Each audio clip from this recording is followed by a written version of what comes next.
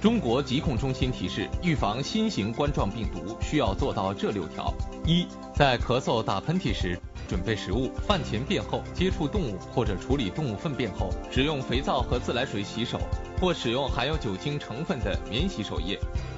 2，保持良好的呼吸道卫生习惯，咳嗽和打喷嚏时使用纸巾遮住口鼻，包好扔进垃圾桶。如果没有纸巾，请弯曲手肘遮盖口鼻，防止飞沫传播。3，做好通风和清洁，房间应每日开窗通风，上下午各一次，每次通风时间30分钟以上，可选择阳光充足的时间段进行，保持房间内空气清新。房间应每日至少进行1次湿式清扫，去除污垢灰尘，用清水或清洗剂擦拭桌面、扶手、门把手、水龙头、马桶按钮等手易摸易触的物品。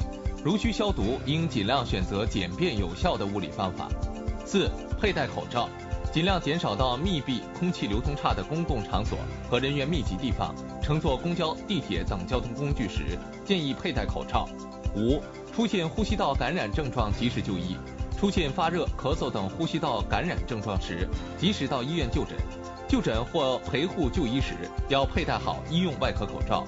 6，不要接触健康情况不明的动物，尽量不要接触健康情况不明的家禽、家畜和野生动物，尽量减少到贩卖销售活禽、野生动物的市场。一旦要去，要佩戴好口罩。